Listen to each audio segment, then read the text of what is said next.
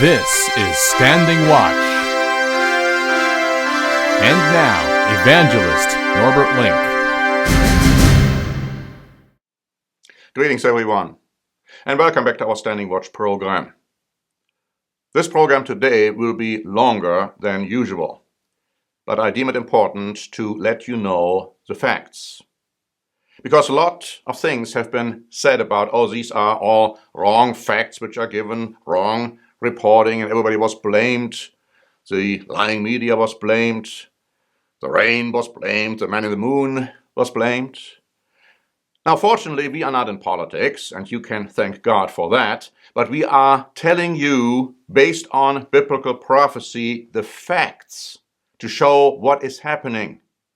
And so we have to understand, and I hope you're not going to tune out right away because the program is too long. We have to understand how close we are to disaster, absolute chaotic disaster for the United States of America and ultimately the entire world. Because, my friends, America is in turmoil, and the world hates it more and more. In less than 2 weeks, President Donald Trump, due to controversial executive orders, has managed to turn the world upside down, defiantly seeing to it that America's already bad reputation in the world has reached an unparalleled low point. Mr. Trump's executive order blocks for 120 days all refugees from entering the country, with an indefinite ban on those from Syria, and prevents for 90 days entry into the United States by citizens of Iran, Iraq, Libya, Somalia, Sudan, Syria, and Yemen.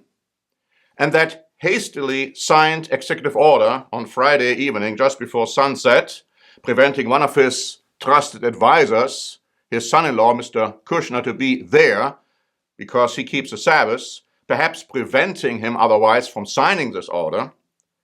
Now, this order created all kinds of confusion because people were not notified. His own agencies weren't notified as to implement that order. And so the big first confusion was green card holders. Green card holders being those who have received the right, not privilege, right, to be here in this country on a permanent basis, living here permanently, and having the right to permanently work. This is irrevocable, cannot be revoked unless they are committing some crime, which then would warrant deportation. So these people who have green cards were detained at the airports. And then a big controversy ensued as to whether they should or shouldn't be retained, and the statements were totally inconsistent until finally a statement was issued that they shouldn't be detained, they should be allowed to come in if they have green cards, let's say they were outside the country. But even that clarification is still open to interpretation. The next one was a question of dual citizenship. In other words, if you are, let's say, a person who has a British passport, but let's say you also have a passport at the same time from one of those countries, can you come in? Originally, it was said, no, they cannot come in. That included a parliamentarian from Germany. It included high-ranking people from other countries, very famous athletes, and so on. And then again, back and forth it went, until finally a clarification was made. But even that clarification is still inconsistent with statements made from embassies, US embassies around the world. So we're still not quite sure under what circumstances they can come in. Now, then we were talking about a Muslim ban. And of course, the White House stated, no, it's not a Muslim ban, because the word Muslim wasn't used in the executive order. But it's talking about countries which have predominantly Muslim citizens. In addition, the order also says that persons could be included, or excluded, I should say, of a minority religion from those countries, i.e. Christian. And then in light of the fact that Mr. Trump has been saying time and again it should be a Muslim ban on his campaign, the issue is open to discussion. Then the White House even came out and saying we shouldn't say ban or travel ban, even though Mr. Trump has used those words, even though others speaking for him have used those words. And then the explanation was, we have just used those words because the press has used those words. What an incredible picture of confusion and distrust now in America as a whole. But there's more to come.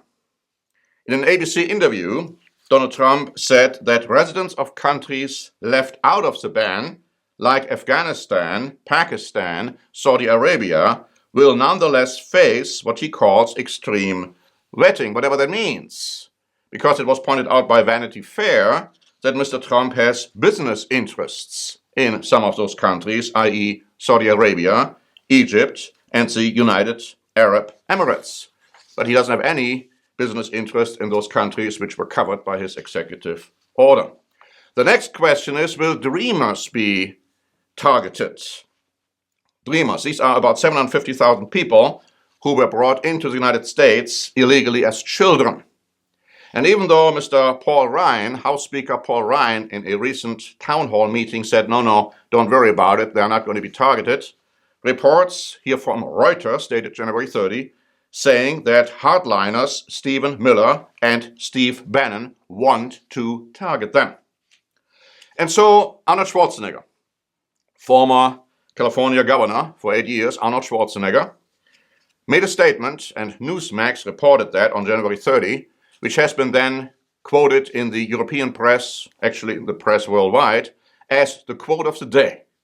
And that's what he said.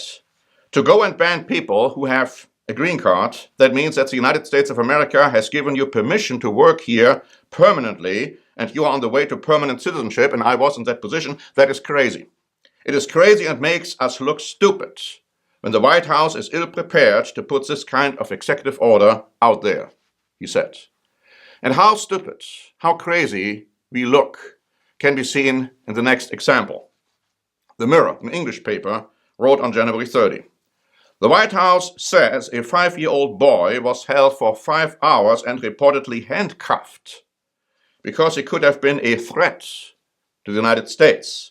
The boy was one of the people detained for hours at airports across the country. Notice carefully. The boy was a U.S. citizen who lives in Maryland. His mother apparently is believed to be Iranian-born. Now, how stupid, how crazy can we get to try to justify such an abominable action? The boy, he was body searched, he didn't have a bomb, he didn't have anything constituting a threat, was supposed to be a threat. And a U.S. citizen. Don't you ever think that U.S. citizens couldn't be targeted either in the future? And so major tech firms oppose Trump's executive order. And I give you a few names. Starbucks, Airbnb, Google, Tesla, Facebook, Fiverr, Twitter, and others, according to Forbes and also according to Wired. They all oppose the order, and quite frankly, some of them very strongly. The Los Angeles Times reported on February 1 regarding orders, federal orders by judges, prohibiting the execution of much of the executive order. This article says that a federal judge in Los Angeles issued an emergency order that forbids government officials from enforcing many of the new rules.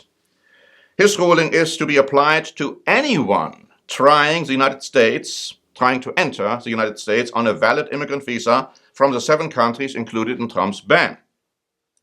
The order did not address people trying to enter the country as refugees or on non-immigrant visas such as tourists or students. That's still an open question, and many have been barred from entering. An Iranian student who is here on a student visa was visiting his parents in Iran, was trying to come back, was not allowed to.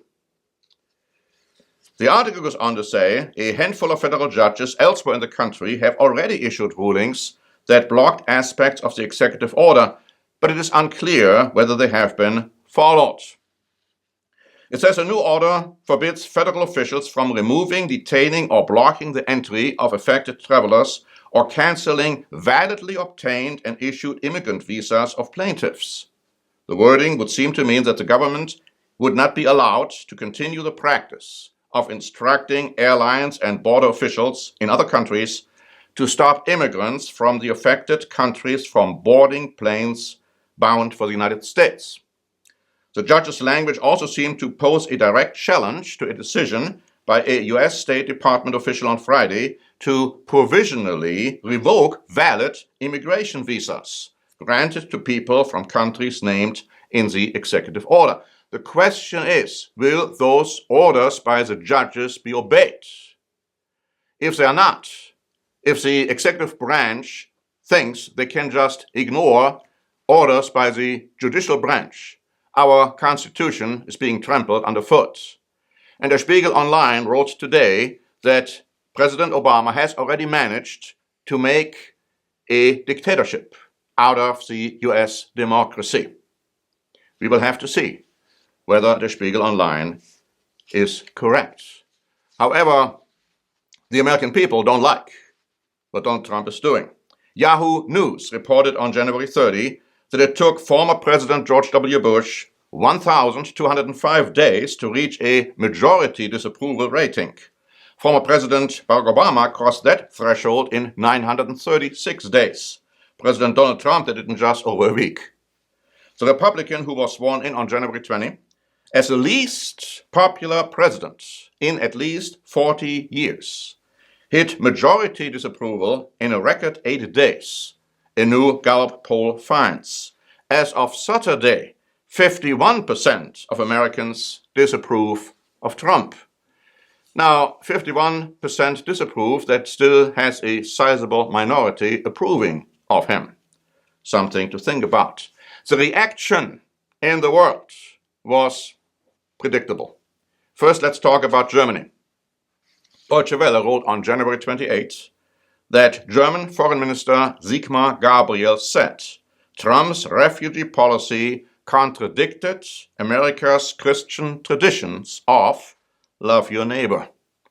A clear-cut accusation, I might say, to Mr. Trump's Christianity. Angela Merkel, of course, did slam Mr. Trump. Originally, she was quiet a little bit, but then she finally came out on January 29, and here's an article from January 30, published by the local, saying this. German Chancellor Angela Merkel on Monday reaffirmed her criticism of a US travel ban slapped on travelers from 7 countries, saying it smacked of anti-Muslim bias.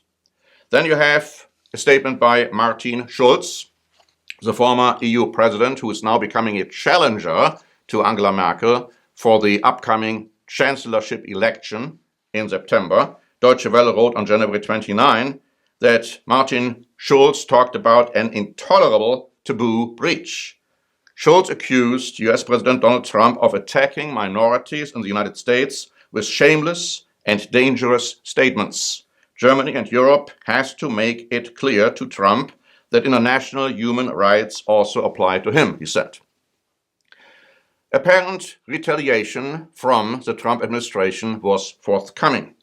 AFP wrote on January 31 that top Trump aide blasts Germany for exploiting US on trade, and then other papers pointed out that sanctions against Germany are being threatened.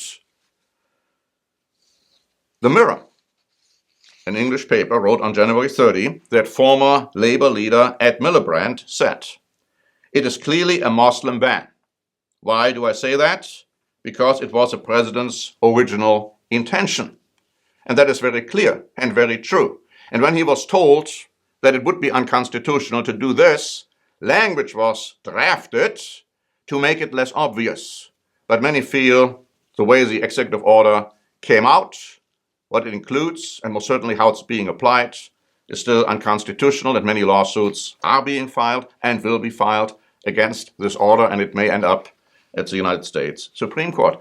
The Jews strongly oppose, many of them, this new order. The Times of Israel wrote on January 29. Many Jews saw something akin to what their forebears endured as they attempted to flee Nazi-occupied Europe.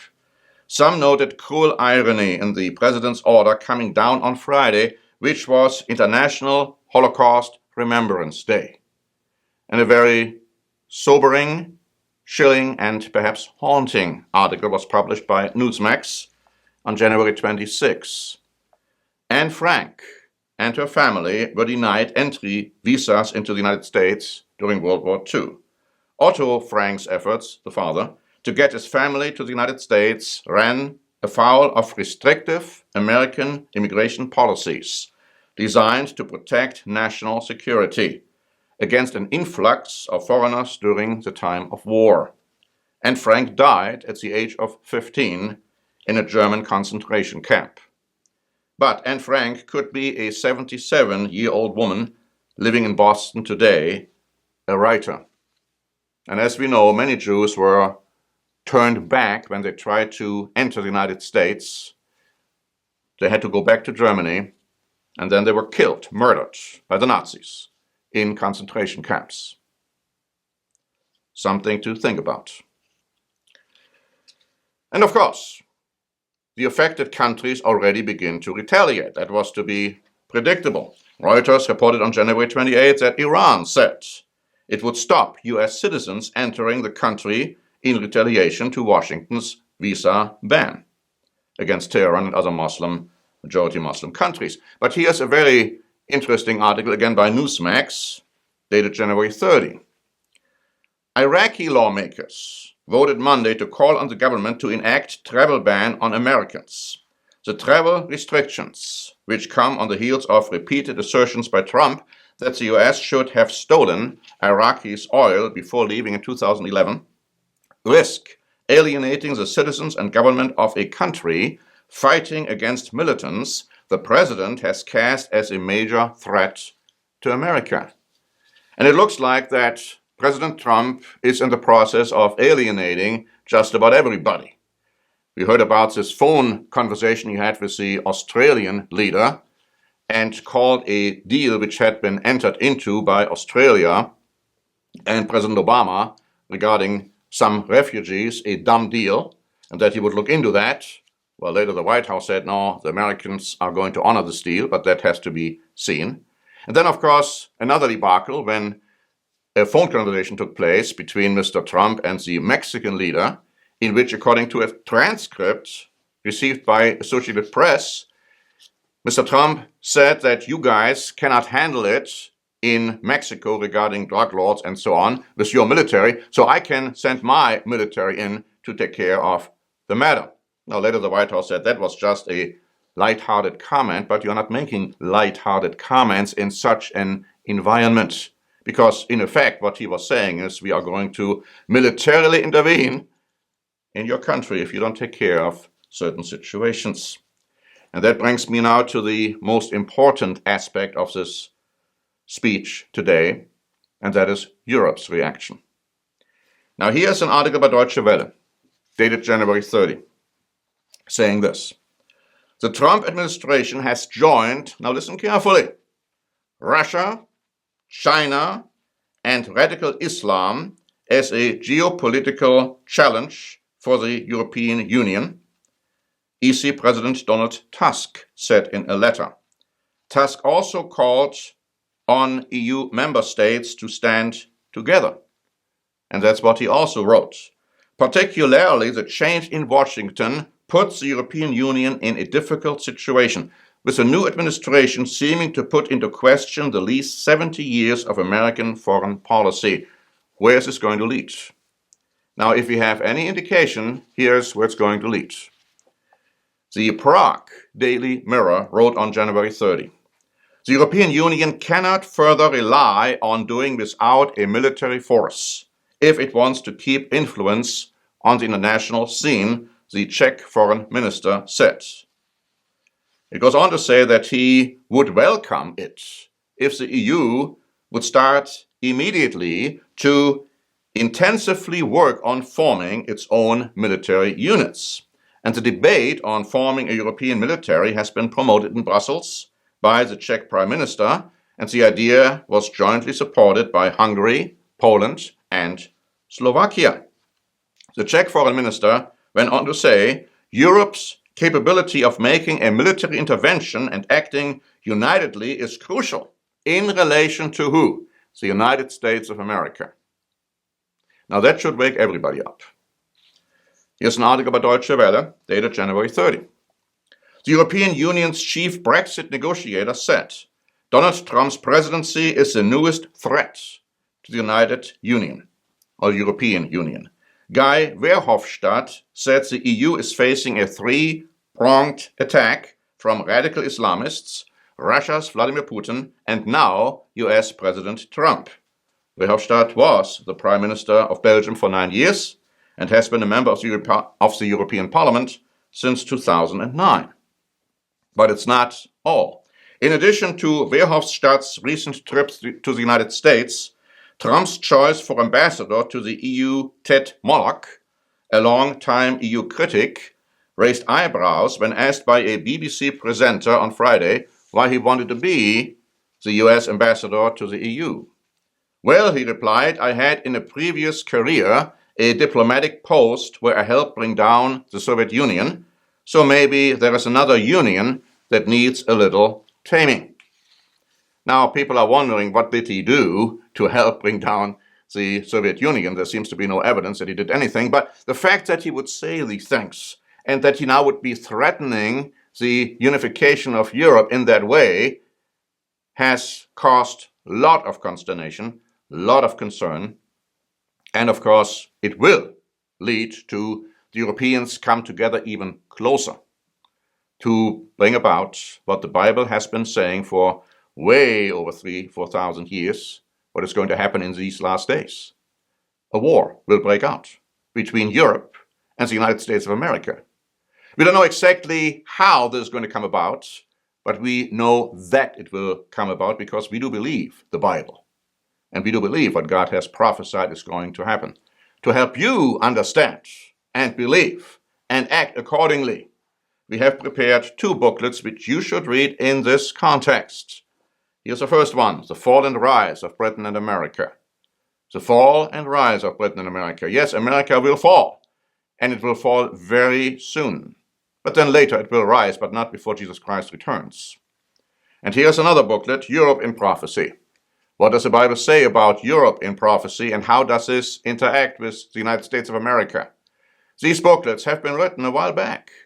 They become more relevant now than ever before, because what we are seeing happening in the United States of America and around the world is in direct fulfillment of biblical prophecy. Please do yourself a favor and ask for these free copies. Thank you very much for listening. This is Norbert Link for the Standing Watch program.